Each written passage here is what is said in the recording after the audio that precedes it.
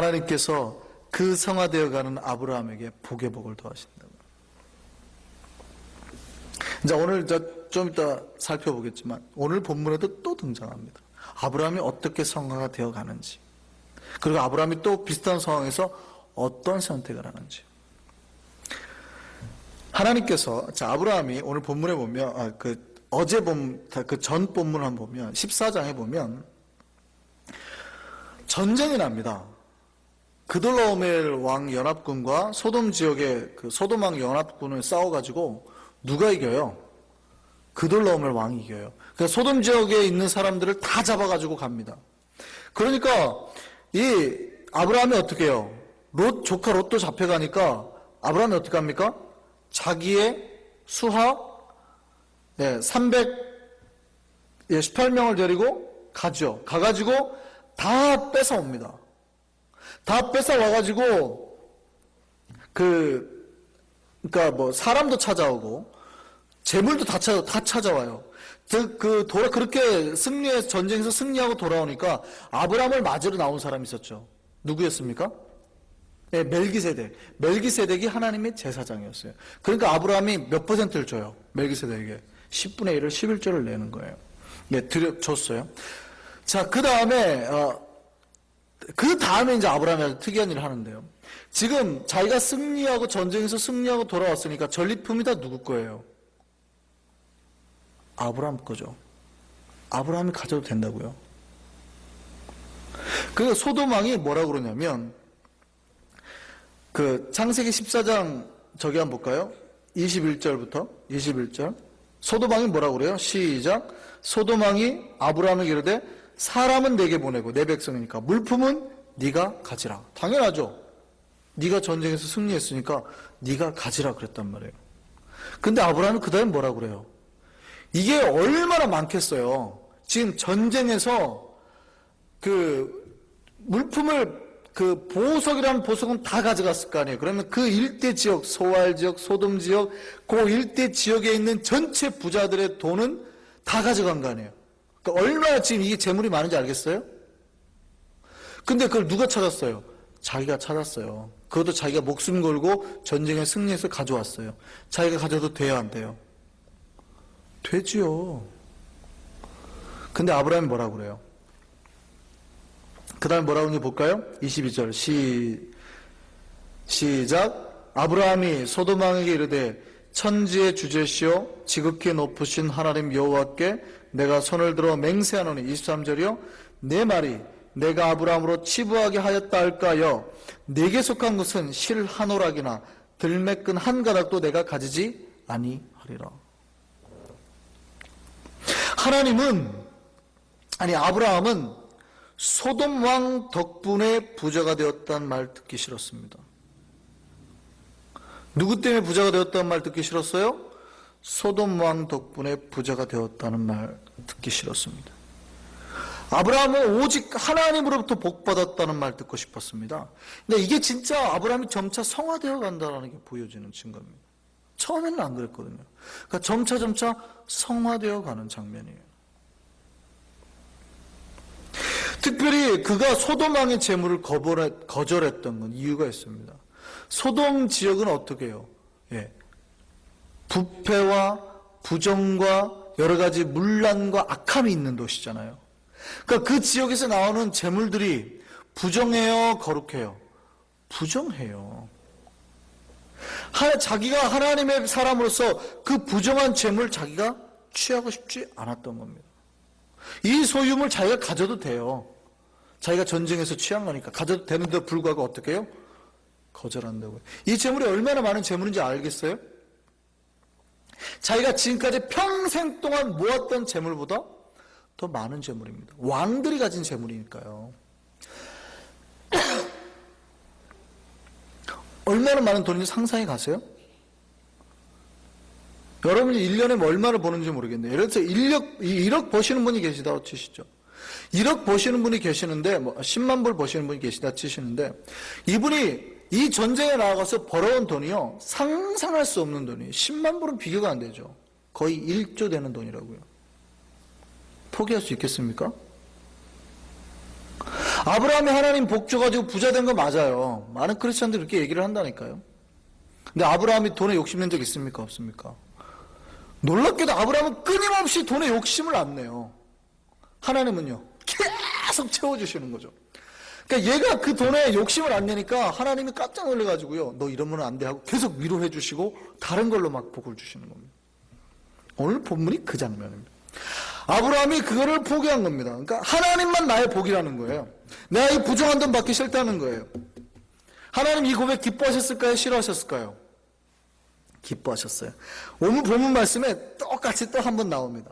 아까 롯에게 포기하고 난 다음에 하나님이 등장하셔가지고 야 동서남북을 봐라, 내가 이렇게 많이 줄게, 걱정하지 마, 네 자손들 위로해 주셨잖아요. 오늘 또 한 번 보시죠. 자, 다 나눠주라고 말한 다음에 창세기 15장 1절 하나님이 뭐라고 그러세요? 같이 한번 읽어볼까요? 시작. 이후에 여호와의 말씀이 환상 중에 아브라함에게 임하여 이르시되 아브라함아 두려워하지 말라, 나는 네 방패여 너의 지극히 큰 상급이니라. 너의 지극히 큰 상급이라는 말이 무슨 말이냐면요, 내가 내게 줄 상이 많어, 이 말이에요. 표준서변에 그렇게 되어 있습니다. 내가 너에게 줄 상이 많어, 걱정하지 마. 그러니까 지금 아브라함이 얼마나 포기한 줄 아시죠? 하나님 때문에. 하나님 때문에 아브라함이 상상할 수 없는 돈을 포기를 한 겁니다. 하나님이 그걸 알아요, 몰라요? 아신다니까요. 아신다고요.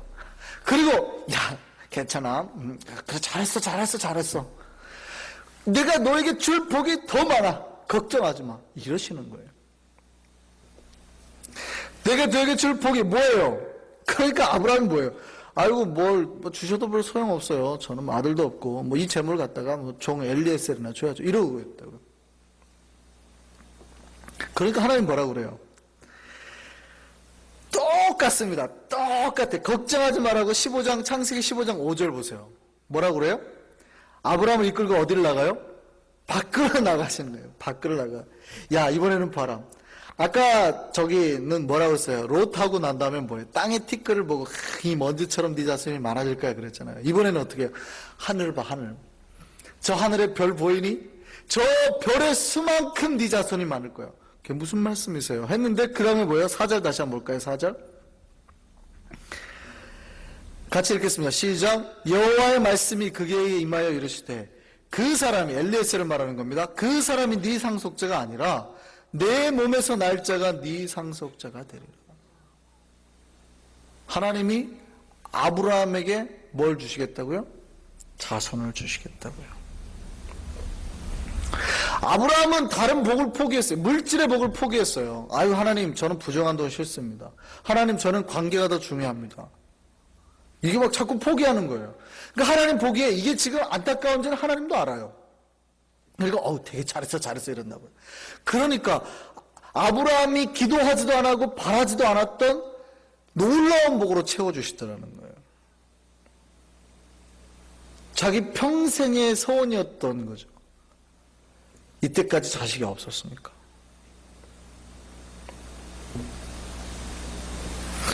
예수 믿는 사람이 어떻게 복받는지 아시겠습니까? 이렇게 복받는 겁니다. 하나님은 자꾸 주시겠다 그러고요. 우리는 어떻게 해요? 하나님 저는 하나님 말씀대로 살랍니다. 이거 포기하고 저거 포기하고 이렇게 사는 거예요. 하나님이 그러니까 어떻게 해요? 아주 자식 대단한데? 더 큰 거 줘봐야지. 이러 계속 우리가 기도도 안 한 상상의 것을 항상 주시는 거예요. 이게 예수 믿는 사람의 복받고 사는 비결임을 믿으시기 바랍니다. 하나님께서 여러분에게 그렇게 채워주실 거예요. 우리가 하나님 앞에 복을 달라고 기도합니다. 그런데 때로는요, 우리가 조금 생각해 볼 필요가 있어요. 하나님 앞에 복 달라고, 하나님께 복 달라고 기도하는데, 정작 하나님 말고 다른 데서도 때로는 우리가 생각하는 복이라 생각하는 게 들어올 때가 있거든요. 근데 그러면 어떻게 합니까? 이걸 좀 고민해야 되거든요. 이게 하나님이 주신 복인가? 아니면 지금 다른 데서 들어오는 복인가? 고민을 해야 되거든요. 근데 많은 사람들이 고민 안 하고, 이것도 하나님 주신 건가 봐 하고 낼름? 이렇게 한단 말이죠. 우리가 좀 고민할 필요가 있습니다. 그러니까 하나님 복에 좀 부정하고 안 좋은 방법이라도 우리가 쉽게 받아들인다고요. 아브라함은 좀 달랐어요. 애초에 하나님만을 바랐습니다. 그러니까 하나님으로부터 오는 복을 사모했어요.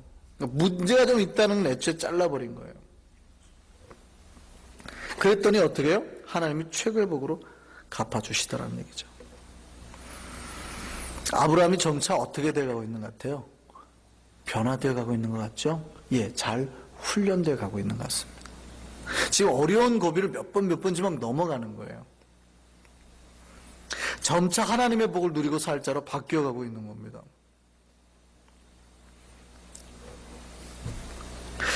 이 부분을 이제 우리가 잘 알 수 있는 말씀이에요. 하나님이 기뻐하는 말씀인데요. 오늘 이제 중요한 말씀이기도 합니다. 이거는 꼭 밑줄을 치셔야 됩니다. 하나님이 지금 아브라함을 데리고 나가서 저 하늘을 보라. 저 하늘의 별처럼 네 자손이 많아지게 할 거야. 그랬거든요. 근데 지금 아브라함의 현실을 보세요. 하나님의 이 말씀이 가슴에 와 닿아요? 안 와 닿아요? 네, 절대 안 와 닿아요. 하나님이 복이라고 던져주신 말씀이 현실성이 없다고요. 차라리 아브라함이 포기한 그 돈이 더 현실성이 있는 겁니다. 다시 한번 말씀드릴게요. 내가 1억밖에 못 버는, 연봉 10만 불밖에 못 버는 사람이에요. 내가.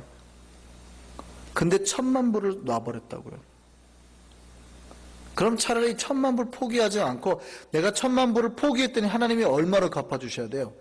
2000만 불로 갚아주셔야 되잖아요. 이게 나에게 복으로 이해가 된다고요. 나는 1000만 불을 포기했더니 하나님이 2000만 불로 갚아주셔야 되거든요. 근데 지금 그렇게 말하지 않고 하나님이 복이라고 던져주신 게 뭐냐고 보시라고요. 뭐라 그래요? 네 자손이 많아질 거야. 이게 눈에 보여요, 안 보여요? 지금 안 이루어졌어요. 자기 눈에 당장 아니, 현실성이 전혀 없다고요. 잘 될 거야 라고 현실성이 없어요. 이게 별로 복